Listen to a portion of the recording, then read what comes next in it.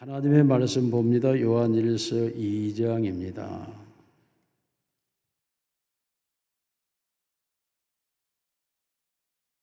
12절에서 14절 봉독합니다. 자녀들아, 내가 너에게 쓰는 것은 너희 죄가 그의 이름으로 말미암아 사함을 받았으며, 아비들아, 내가 너에게 쓰는 것은 너희가 태초부터 계신 이를 알았으며, 청년들아, 내가 너에게 쓰는 것은 너희가 악한 자를 이겼습니다.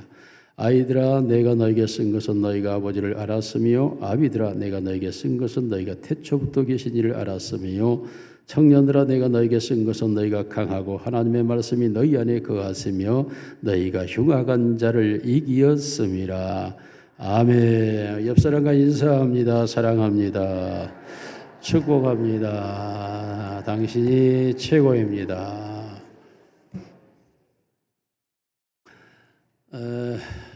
오늘은 평상시 설교가 아닌 설교를 하려고 합니다.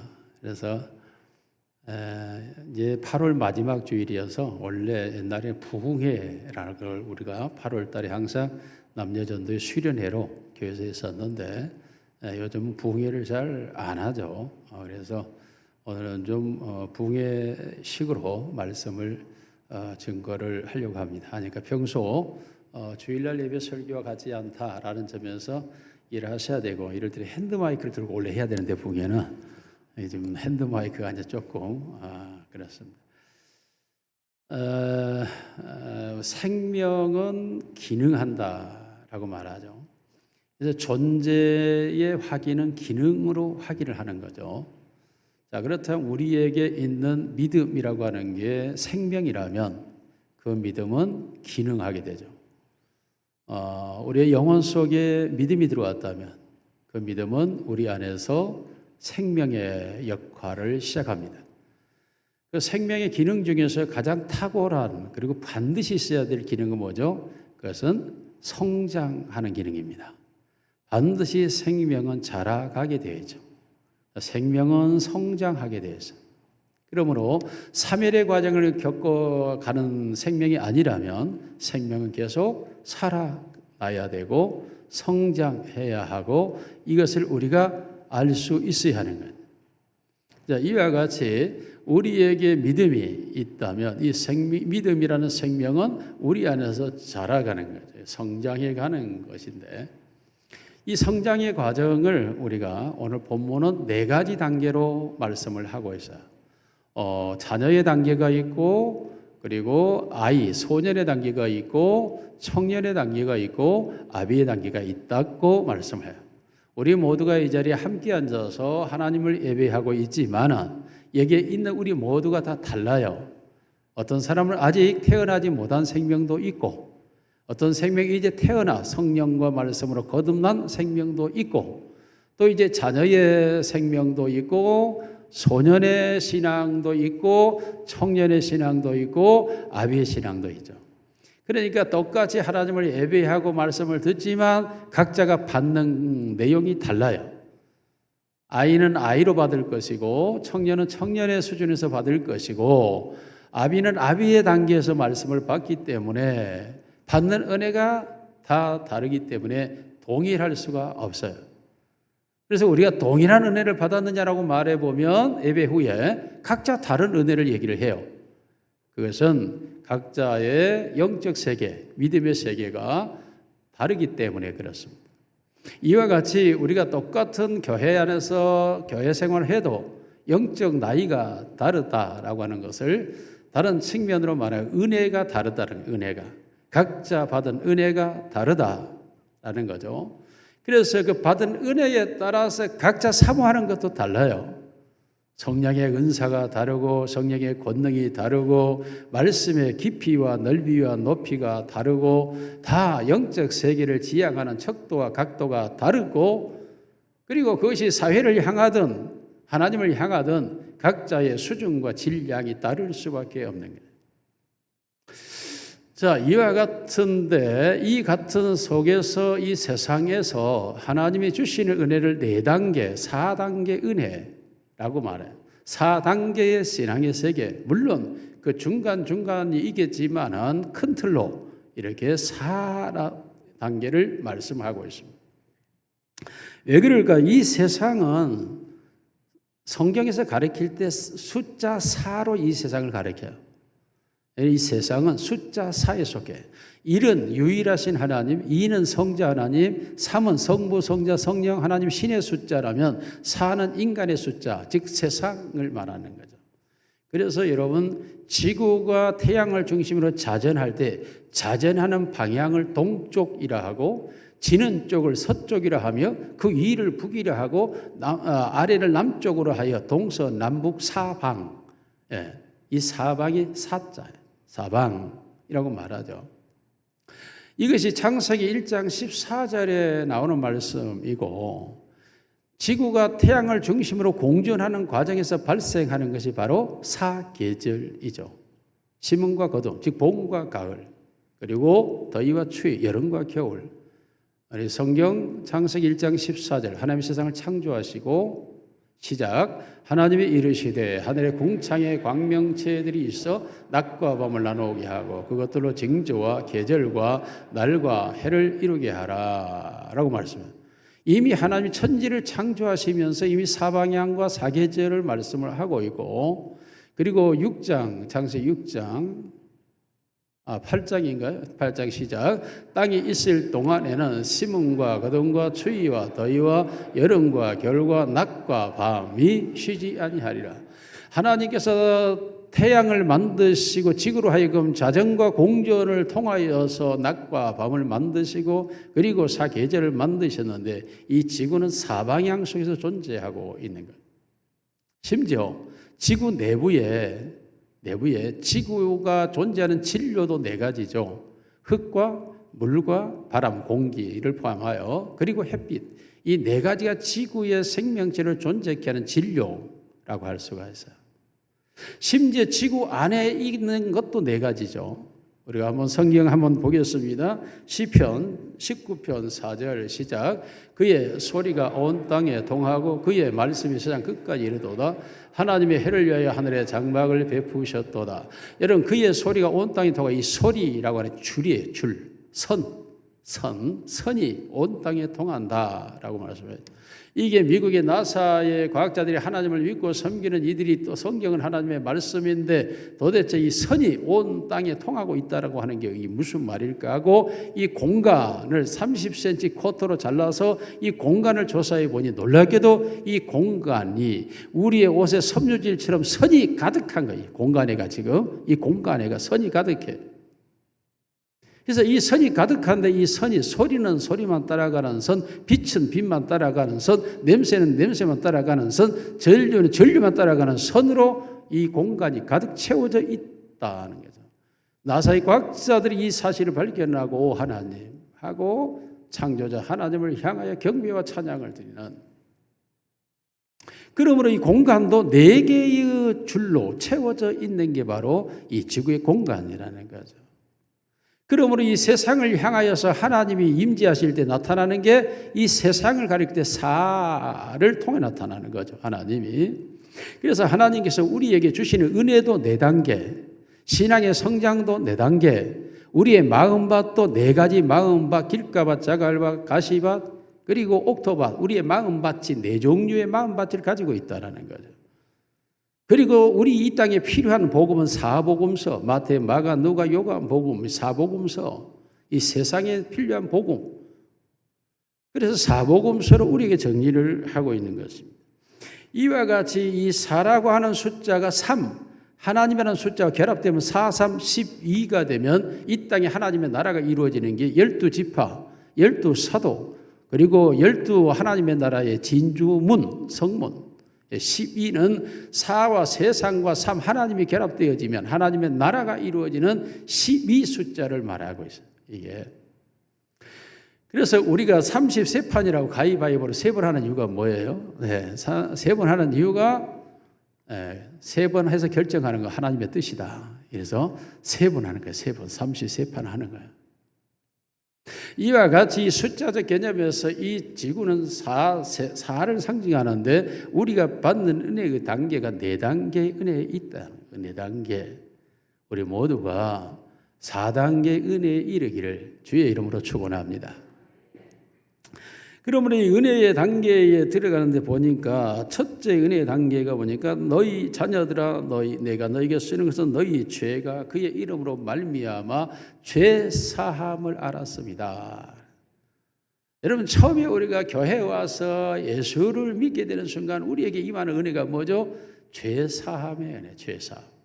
내 죄가 씻어졌다는, 내 죄 때문에 예수님이 고난을 당하셨고 내 죄를 씻기 위하여 예수님이 십자가에 피 흘리셨고 예수님께서 십자가에 못 박히심이 내가 바로 죄값으로 받아야 될 고통이었고 예수님의 죽으심이 바로 나를 대신하여 죽으심이었다고 하는 이 놀라운 사실이 내 심령 속에 파고들면 그 순간에 내 안에 나도 모르는 내 죄가 막 폭설은 솟아오르고 내 악이 보여지기 시작하고 내 더러움이 나타나기 시작하고, 그러므로 내 속에 있는 이 죄악들을 어찌할 수 없는 이 상황 속에 주님의 십자가의 은혜가 내 이 더러움과 이 악함과 이 거짓됨과 이 사나움과 이 무지함을 씻어버리는 그 순간에 내 안에 나도 알 수 없는 희열의 샘이 터져 나오고 묶여있던 것이 풀려지고 눌려있던 것이 솟아나고, 그러므로 내 안에 내가 진정한 자유,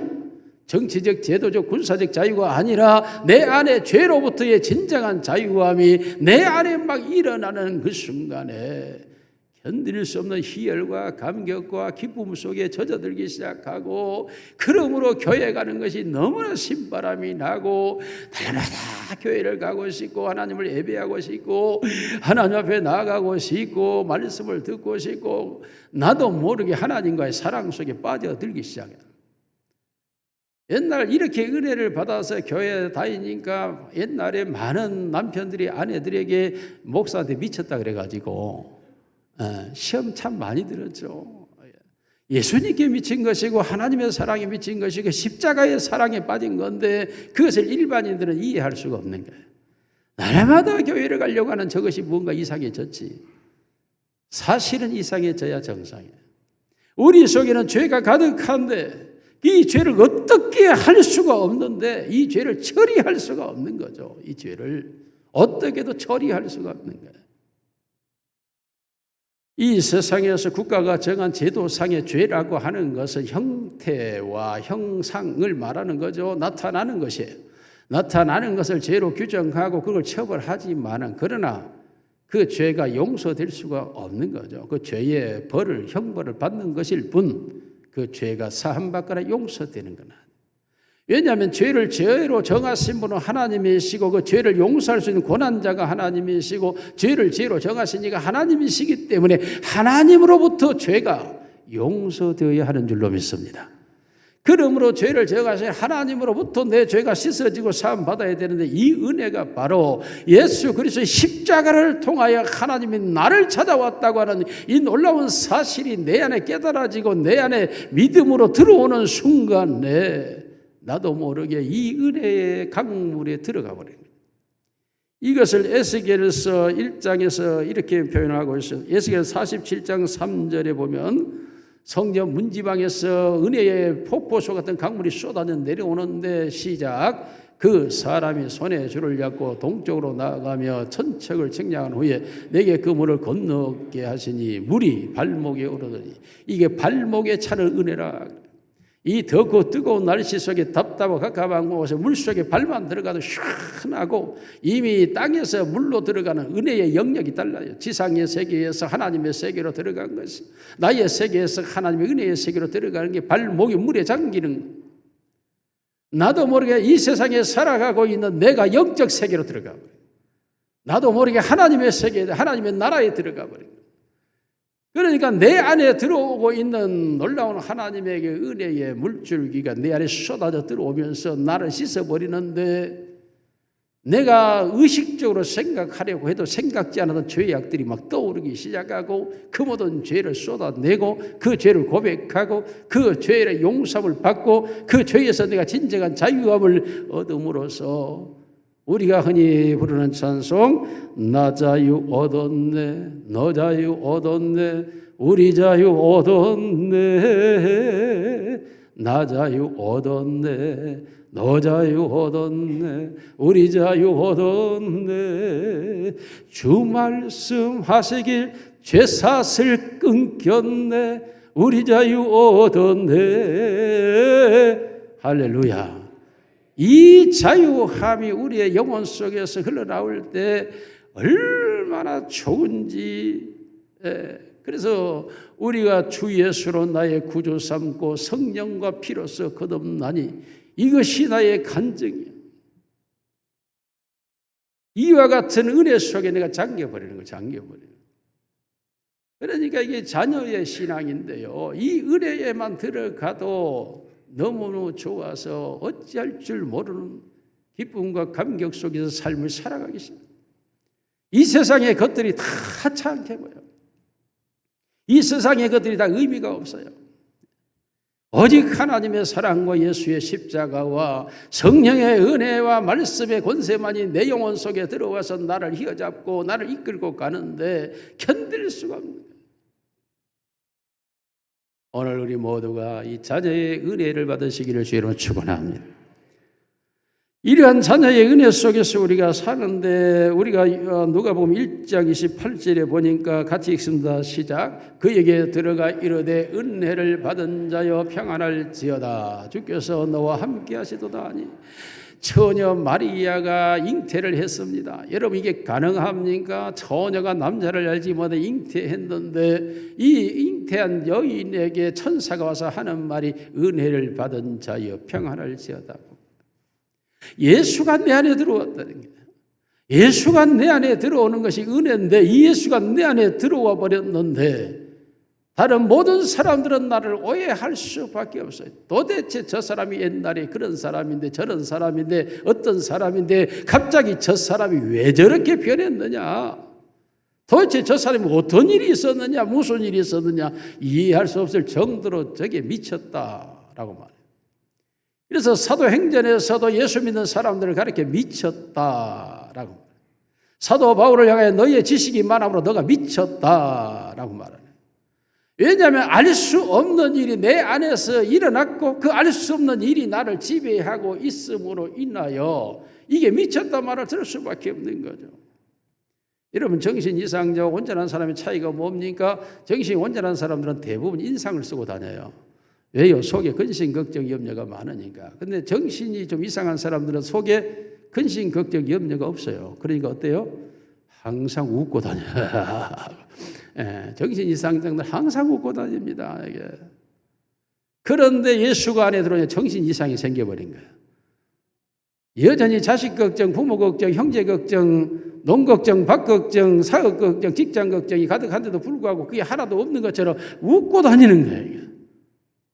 예수가 들어와 버리니까 모든 죄가 떠나버리고 녹아버리고 사라져버리니까 항상 웃는 웃음이 내 안에서 흘러넘치다 보니까 세상 걱정, 근심, 염려 떠나가 버리니까 항상 웃을 수밖에 없는 것이고, 그러니까 사람들이 볼 때 저 미쳤다 이렇게 말해요.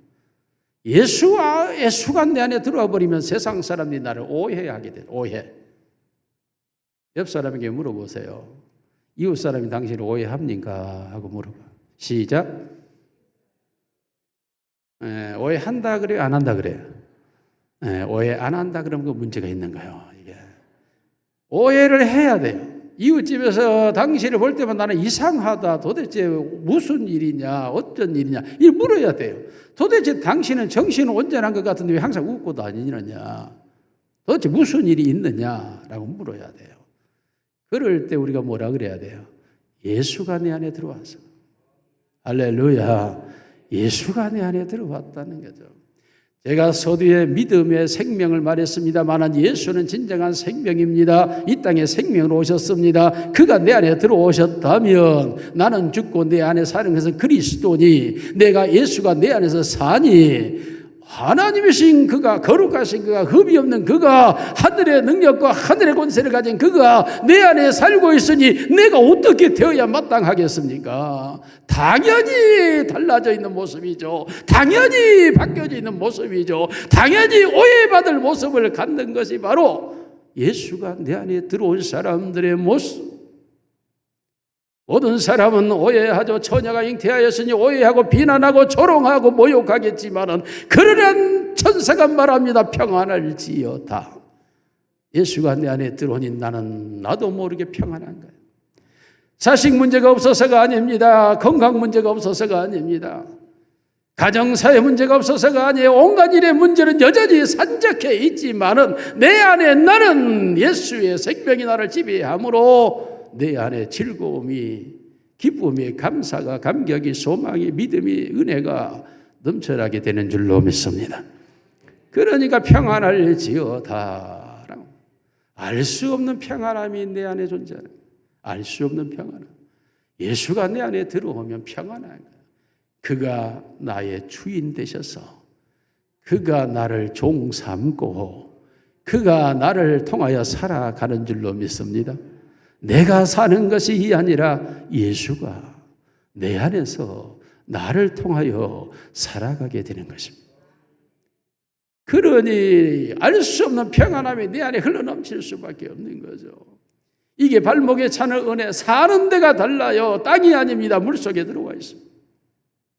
나의 영역이 바뀌어졌습니다. 이전에 내 힘으로, 내 능력으로, 내 방식으로, 내 생각으로 내가 원하는 내 욕심을 따라 살았던 나의 삶의 모습에 영역이 바뀌어져 버렸습니다. 이제는 예수 안에서 예수님을 따라 예수님과 함께 예수님의 방법으로 예수님의 목적을 이루어 살아가는 삶의 목표와 방향과 방향성이 바뀌어져 버렸습니다.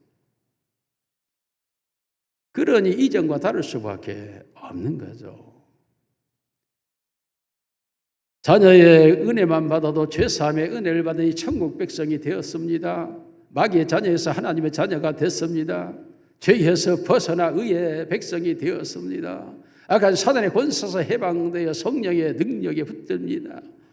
이게 달라져 버린 인생을 똑같은 세상에서 하나를 듣고 한 땅을 밟으면서 다르게 살아가는 모습이 되어버린 거예요. 이와 같은 은혜가 자녀의 은혜예요. 발목에 차는 은혜였습니다. 하나님께서는 이 은혜에 우리를 머물러 두지 않습니다. 두 번째 은혜로 우리를 이끌어 가시는 게 무릎에 차는 은혜라 그래요. 이게 자녀의 신앙에서 아이의 신앙이, 아이라고 하는 소년의 신앙이, 소년. 여러분, 소년의 특징이 뭡니까? 소년의 특징은 자기의 부모님을 슈퍼맨으로 알아요. 그래서 자녀 소년 때에, 이제 초등학생 때의 무렵에는 그저 엄마 아빠에게 말만 하면 다 들어주는 줄 알죠. 그래서 엄마 아빠에게 엄마 아빠의 형편과 처지도 살피도 않고 무조건 요구를 하는 거예요. 왜요? 엄마 아빠는 다 할 수 있는 자로 소년의 나이에는 믿고 있기 때문에 엄마면 다 되고 아빠면 다 된다. 이게 소년의 의식이에요, 의식. 그러니까 필요하면 그저 엄마 아빠에게 말합니다. 원하는 건 다 말하죠. 엄마 아빠는 당연히 해 주실 수 있는 분으로 여기는 거예요. 여러분, 소년의 신앙이 되면 하나님이 아버지가 되십니다. 하나님이 나의 아버지였다. 예수를 통하여 나로 말미암지 않고는 아버지께로 올 자가 없느니라. 예수가 내 안에 들어오더니 나를 하나님 아버지께로 인도한 거예요. 하나님이 나의 아버지였다. 이 사실이 내 안에 의식화되는, 인식이 되는 거예요. 이게.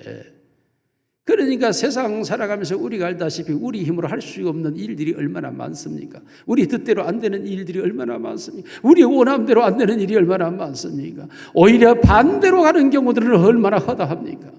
이러한 상황에서 이 모든 문제들을 끌어안고 어떻게 할지 모르는 인생사에서 하나님이 아버지가 되어주시니까 그때부터 하나님 아버지에게로 이 모든 일과 문제를 가지고 나아가기 시작합니다. 하나님이 내 아버지시니까 아버지 하고 하나님 아버지께로 나아가는, 이게 소년의 신앙. 여러분, 사춘기에 중고등학생들이 부모에게 반항합니다. 왜 그럴까요? 이유는 하나예요. 엄마 아빠를 슈퍼맨으로 알고 있다가 사춘기가 되면 엄마 아빠가 이웃 아저씨보다 더 못하는 아빠, 다른 집보다 가난한 우리 집, 이 사춘기의 정서적 흐트러짐의 문제가 깨달음의 문제인데 자기도 모르게 자기 부모를 알게 된 거예요. 그때부터 엄마 아빠가 슈퍼맨이 아니라는 걸, 슈퍼맨이 아니라는 걸 알아요. 그때부터 반항하기 시작해요. 그리고 현실을 보기 시작하면서 그때부터 방황을 뛰어넘어서 흔들리. 이게 사춘기라 그래, 사춘기. 여러분, 소년의 때는 그저 엄마 아빠가 그저 하나의 울상이에요. 그러니까 여러분, 우리가 흔히 자녀들을 키워보면 알잖아요. 그때가 더 좋았어. 그때가 어느 때 말 잘 듣고 엄마 아빠 의지하고 손잡고 다닐 그때가 자식이지. 사춘기 지나가면 이놈의 자식이 원수 덩어리야 이게. 말도 안 듣고 사고는 다치고 다니고. 소년의 때에는 철저하게 부모를 의지하는 때예요. 영적으로 소년의 은혜가 될 때 그저 하나님만 붙잡고 하나님께 나아가고. 얼마나 이때는 하나님이 소년의 때 부모가 아이의 말을 잘 들어주는 것처럼 우리 하나님이 얼마나 잘 들어주는지 몰라. 이 소년의 신앙 때의 은혜, 무릎에 차는 은혜의 때는 그냥 무릎을 꿇고 하나님 아버지 그러면 하나님이 바로바로 역사를 하고 응답하는데 놀라운 일들이 있죠. 우리 교회 안에서만 뭐 어마어마하죠. 알다시피 우리 교회가 짓기 전에 이제 스레트 지붕으로 있을 때 바로 사택이 교회 바로 옆이었어요. 그때 충계 대신방을 하고 있을 때인데 신방을 하러 갔다 와서 피곤해 이제 저녁이 좀 쉬려하는데 저녁이 한 10시 됐는데 교회에서 소리가 나는 거예요. 이게 무슨 소리야? 교회 안에 들어갔더니 우리 교회 한 노인 집사님이 앞에 앉아가지고 아버지 내 아들 내놓으시오. 아버지 내 아들 내놓으시오. 막 이러고 있는 거야. 그래서 내가 옆에 와 집사님 도대체 무슨 일이 있어서 그러시냐고 했더니 목사님 우리 아들이 일로 교도소에 갇혀버렸어요. 아니 무슨 일로 그렇게 됐어요 했더니 당시 김영삼 대통령 때 의료법 위반 단속 특별 기간이 돼가지고 의료 단속 무료 의사 자격 없는 사람들이 의사 행위를 할 때 단속하는 게 있잖아요. 그런데 그때 목포역전 앞에 옛날에는 많이 했어요. 무료 치과 있잖아요. 자격 없는 치과들 많이 있잖아요. 치과 기술을 배워가지고 옛날에 이 의사면허 없이 이 치과 형태로 하고 있는데 그 아들이 그 치과 목포역전 앞에서 하고 있었는데 그 단속에 걸려가지고 구속돼요. 그러니까 이 아들 내놓으라 하나님 아버지 내 아들 내놓으라고. 아니 나도 옆에서 할 수 없이 그냥 아버지 아들 내놓으시오. 아버지 아들 내놓으라고요. 내주시오. 아버지 아들 내주시오. 나도 옆에서 내구나. 근데 너무 피곤하고 지쳐가지고 12시 돼도 안 가는 거예요. 이게 집사님 집에 가야 된다니까 아니라 나 여기서 그때가 3월쯤 이제 춘기 신방 때하고 추워요 저녁에는. 그러니까 안 된다고 집에 가 계셔야 아니라 아버지가 내 아들 내놓을 때까지 나는 못 가라 안 가라 막 이러고 있는 거야. 나는 할 수 없이 뭐 이불자리 같은 거 하나 덮어주고 여기서 주무시다가 그러면 피곤한 가시라고 방에 들어가서 자고 새벽 4시에 이제 새벽 예배 인도라. 아직도 그 앞에서 아버지 네 아들 내놓으라고 하는데 이 의자 앞에가 침과 눈물이 범벅이 돼가지고 이게 말이 아니에요. 그런데도 그 뭐 침과 눈물이 범벅이 돼 거기를 가지고 막 아들 내놔라고 내 아들 내놔. 아니 새벽 기도를 인도하려고 서도 예배가 안 되는 거예요. 내 아들 내놓으시오. 내 아들 뭐 목소리는 다 기어 들어가고 밤새 쉬어가지고 내 아들 내놓으시오. 내가 이러고 있는 거예요. 할 수 없이 그날 새벽에 여러분 우리 집사님의 아들이 갑자기 긴급히 구속됐는데 아들 내더라 밤새 저러는데 우리 모두 합심하여 기도합시다. 주여 아버지 아들 내놓으시오. 합심을 막 기도해. 뭐 여기 계신 분도 있어요. 같이 참여하시고 아버지 아들 내놓으시오. 새벽에 다 아버지 아들 내놓으시오. 그리고 예배 끝나고 또 신방 가야 되니까 나는 또 집에 들어가서 이제 집사람이 뭐 죽을 좀 써서 갖고 나와서 좀 먹으라 해도 내 아들 내놓을 때까지 안 먹는다. 아니 큰일 났죠. 이게 집에 가라 해도 안 가고 내 아들이 여기 있는다고. 도무지 이거 어떻게 이분을 해야 될 수가 없는 거야. 그래 하나님 지혜를 좀 달라고 하나님께 하나님 지혜를 주시더라. 그래서 집사님 혹시 집사님이 밤새 하나님 아버지 내 아들 내놓으시오 했는데 아버지가 아들을 내놨으면 아들이 어디로 연락하겠어? 그러니까 집으로 하지라. 그런 게 집으로 하지요. 집에 지금 아무도 없는데 어떻게 연락을 받겠어? 그러니까 웜에 그래라 목사님이 그래라이 네가 집에 가 있어야 알겠지라이 그러죠. 집에 가 있어야 연락이 오든지 할 것 아니요. 알았어라 목사님 나 집으로 갈라 하고 막 번개처럼 가는 거야. 저는 목사한테도 믿음이 없어가지고 아이고 가니까 시원하더라고. 그래서 하나님 이제 신방 가라고 하나님 보내신 것 같으니 신방 갑니다 하고 준비해가지고 신방이 일한 동네로 이제 신방 태우느라 내려가는 중이에요. 간지 얼마 안 됐는데 목사님 왜 우리 아들이 나와버렸어라. 아버지가 밤새 내줬다요. 나 지금 목포에 아들 만나러 가라. 목사님 나 찾지 마시오. 어이 그러고 가버렸는데 그 양반이 그 일로 지금까지 교도소 간 적이 없어요. 나온 것도 사실이고 지금도 그 일을 하시는지는 모르지만 어찌됐든 그 집사님 돌아가셨지만 여러분 그 왜 풀려났는지는 몰라요. 그런데 나온 건 사실이에요. 하나님 아버지가 간절히 기도하는 자기 자녀의 소원을 들어주시는 줄로 믿습니다. 우리가 알 수 없는 일들을 많이 겪잖아요. 목사가 복권을 샀다 그러면 다 웃겠죠. 그러나 이 교회를 건축하는데 3억이 갑자기 공사 중단돼 버리는 거예요. 슬라브만 쳐놓고. 왜 공사 중단되냐고 목포 산정형교회 팀들이 일을 했는데 돈을 안 주니 공사 안 한다는 거예요. 세상에 교회 집사라는 사람들도 교회 건축하다가 돈 안 준다고 공사를 안 해버리는 거예요. 그래서 업자를 불러가지고 왜 돈을 안 줍니까? 우리 돈은 다 줬는데 지급해야 되지 않습니까? 아니, 자기가 평택에 뭐 건물에 투자를 했는데 돈이 빨리 나올 텐데 안 나온다는 거예요. 얼마를 안 줘서 이 상황이냐게 3억을 안 줬다는 거예요. 아니 교회 돈을 다 긁어서 줘놔서 돈이 한 푼도 없는 3억을 어떻게 만들어요?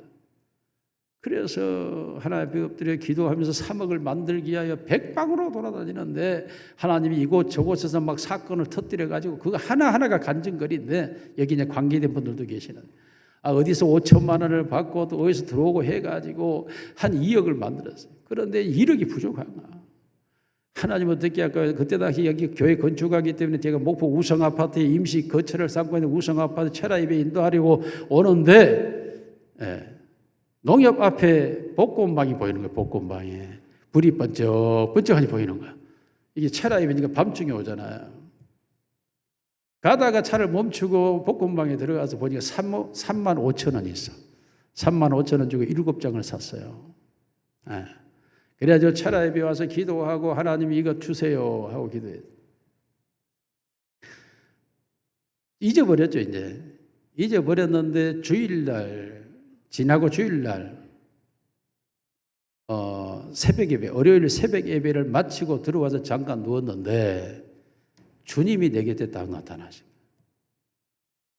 그리고 저에게 이거 줄까 하고 주는데 보니까 파란 수표예요. 주님 감사합니다 하고 받았어. 그래서 주님이 그것 말고 바꾸자 하고 다른 빨간 것을 수표를 주시는 거예요. 이건 다음에 줄게. 우선 이거 받아라 하고 파란 것을 가져가시고 빨간 걸 주는 거예요. 이제 새벽기도 갔다 와서 잠깐 그 응접실에 누워 있죠. 그러다 눈을 번쩍 뜨고 복권 생각나는 거예요. 근데 이때 이제 사무엘이랑 이제 학교 간다고 이제 집에서 나올 때요.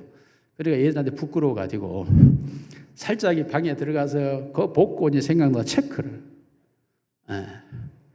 근데 번호가 안 맞아. 뭐 이런 일이 있대 하고 하는데 마지막에 하나의 번호가 맞는데 딱 하나 틀리고 다 맞은 거야. 그 틀린 번호를 맞췄더니 그 뭐라 그래 그거. 하도 지금 오래돼가고 잊어버렸어요. 그 뭔 번호가 맞으면 그것이 2등이라 그래 2등. 그래서 2등이라 그래서 그걸 가지고 옆에 국민은행에 바로 갔어요. 아이들 학교에 다 간 후에 9시에 넘어서 갔더니 국민은행에서 정확하게 6,300만 원을 주시는 거예요. 내가 복권 당첨된 사람이야. 6,300만 원을 받았다니까. 그때 33회.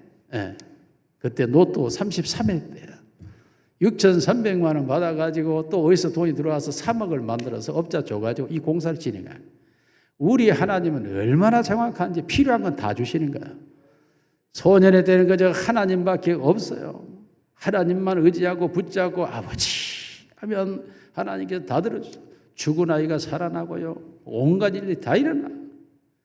하나님이 어떻게 역사를 강력하게 하시는지, 뭐 그 정도가 아니라 막 어마어마한 일들이 다 일어나는. 여러분에게 이런 무릎에 차는 은혜가 있기를 주의로 축원합니다. 그저 이 삶의 문제가 생겨나면 나도 모르게 이 문제를 해결하실 분은 하나님이다. 이 믿음이 막 차오르는 거예요. 방법이. 그러니 하나님 앞에 가서 하나님 앞에 붙잡고 이 문제를 놓고 막 기도하는 거예요. 그러니까 하나님 아버지께서 이 소년의 기도를, 이 영적으로 소년이거든요.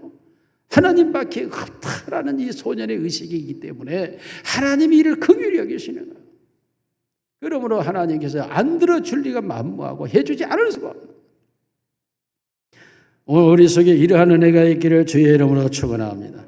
기도하자 우리 마음 아파요. 기도하자 우리 마음 아파요. 할렐루야 아멘. 할렐루야 아멘. 기도하자 우리 마음 응답받자 우리 모두 주님께 응답받자 우리 모두 주님께 응답받자 우리 모두 주님께 할렐루야 아멘. 할렐루야 아멘. 기도하자 우리 모두 이여 할렐루야. 여러분 이 소년의 신앙, 무릎에 차는 은혜, 이게 다니엘서에 보니까 다니엘서 10장 11절 시작. 내게 이르되 큰 은총을 받은 사람 다니엘아, 내가 내게 이르는 말을 깨닫고 일어서라. 내가 내게 보내심을 받았느니라 하더라. 그가 내게 이 말을 한 후에 내가 떨며 일어서니 19절 이르되 큰 은총을 받은 사람이여 두려워하지 말라. 평안하라. 강건하라. 강건하라. 그가 이같이 내게 말하며 내가 곧 힘이 나서 이르되 내 주께서 나를 강건하게 하셨사오니 말씀하옵소서. 아시다시피 다니엘은 어린 나이로 바벨론에 포로로 가고 국가가 망했습니다. 예루살렘 성전은 불탔습니다. 모든 민족은 흩어졌습니다. 국가 없는 백성이 포로가 되어서 바벨론에 가 있는데 이 다니엘이 그곳에서 하루에 3번 예루살렘 동쪽 창문을 열고 하나님께 기도하기를 멈추지 않습니다. 그럴 때 다니엘이 오직 택하는 방법 하나였습니다. 하나님께 기도하는 것이었습니다. 이 민족을 어떻게 하시렵니까? 하고 하나님 앞에 다니엘이 기도할 때에 하나님께서 다니엘에게 나타나셔서 그에게 환상을 보여주죠. 그래서 다니엘이 본 환상, 금투구를 쓰고 은흉배를 붙이고 그리고 놋다리를 가지고 일부는 철, 일부는 흙, 다시 말하면 하나님께서 나타내 주시는 나라를 상징을 하는 거죠. 금과 같은 바벨론 나라, 은과 같은 페르시아, 그리고 찬란하니 빛나는 놋과 같은 헬라, 그리고 철과 같이 강한 노마, 그리고 그 노마가 두 쪽으로 나뉘는 동서노마의 분열까지 다니엘에게 하나님이 이 말씀을 보여주면서 큰 돌이 떠올라서 이 신상을 부숴버리죠. 즉 큰 돌이 무엇입니까? 하나님의 복음이에요. 하나님의 말씀이 그 신상을 무너뜨리고 가루가 되어 온 세계에 번쩍은 환상을 보이면서 하나님의 복음이, 하나님의 나라가 온 세상에 임할 것을 다니엘에게 보여주는 거예요. 여러분, 우리가 답답하고 갑갑하여 우리의 미래가 힘들 때 하나님 앞에 엎드려 기도하면 하나님께서는 우리의 미래와 우리의 앞날에 대하여 환하게 우리에게 믿음과 소망으로 보여주심으로 우리가 답답한 일을 겪거나 그 답답함에 놓이지 아니하고 그것을 뛰어넘고 우리가 자유함으로 나아가게 되는 줄로 믿습니다. 이와 같이 우리가 하나님의 은혜를, 무릎에 차는 은혜만 받아도 하나님의 능력으로 세상을 이겨나가는 삶을, 내 힘이 아니죠. 하나님의 권세, 하나님의 능력으로 세상을 이겨나가는, 절대로 나의 능력으로는 감당할 수 없는 일들을 감당하게 되고 이루어가는 거예요. 하나님께서 이 은혜를 우리 모두에게 주시기를 주님의 이름으로 축원합니다. 그리하여 우리의 사랑하는 사모교회 모든 성도들이 무릎에 차는 은혜를 받고 발목이 차는 은혜 속에서 하나님의 나라를 경험하며 살아가시기를 주님의 이름으로 축원합니다. 살아계신 우리 아버지 하나님 감사합니다. 우리에게 은혜를 주시니 감사합니다. 왜 이 은혜를 주시는지 알 수 없지만 오늘까지도 하나님은 우리에게 은혜를 주셔서 이 세상을 이기며 살아가게 하시니 감사합니다. 아버지 하나님 은혜에 은혜를 더하여 주시옵소서. 자녀의 은혜에서 소년의 은혜로 청년의 은혜로 아비의 은혜를 주시옵소서. 그러므로 이 은혜로 하나님의 나라를 구현하고 하나님께 영광을 돌리며 세상을 이겨가게 하옵소서. 내가 아니 오직 내 안에 사시는 그리스도께서, 내가 아니오 주의 성령께서 이 모든 일을 이루어 주시옵소서. 이 시간도 하나님께 기도합니다. 하나님, 내게 자녀의 은혜를 주옵시사. 나를 모든 무거운 죄에서 해방시켜 주옵소서. 내 안에 진정한 평안이 임하게 하옵소서. 자유함을 주시옵소서. 나를 억누르고 있는 모든 것에서 내가 노임받게 하옵소서. 아버지 하나님, 이 시간 자녀의 은혜 가운데 발목에 차는 은혜의 자리로 나를 인도해 주시옵소서. 우리 아버지 하나님, 내게 소년의 은혜를 주시옵소서. 모든 일들이 내게 다가올 때마다 울고 앉아있지 않게 하시고 절망좌절하지 않게 하시고 우울함에 고통하지 않게 하시고 하나님 앞에 나오게 하옵소서. 그리고 하나님 앞에 엎드려 구하며 찾고 두드리게 하옵소서. 아버지여, 우리의 간절함과 믿음을 보시고 우리의 문제를 해결하여 주시옵소서. 기적으로, 이적으로, 표징으로, 능력으로, 초자연적인 권세로 행하여 주시옵소서. 알 수 없는 질병이 치료되게 하시고 풀 수 없는 문제들이 해결되게 하시고 감당할 수 없는 능력으로 감당케 하옵시고 이 모든 일들을 이겨나갈 수 있는 승리를 주시옵소서. 하나님의 능력으로, 하나님의 권세로 이겨가는 우리의 삶이 되기를 원합니다. 이 시간 역사하시옵소서. 자녀의 문제가 해결되게 하시고 인간관계 문제가 풀려가게 하시고 물질의 문제가 해결되게 하시고 내 미래와 꿈이 해결되게 하시고 질병은 떠나가게 하시고 아버지 하나님, 우리 주변에 우리의 근심이 사라지는 은혜를 주시옵소서. 오늘도 살아계신 우리 구주 예수 그리스도의 이름으로 기도드리옵나이다. 아멘.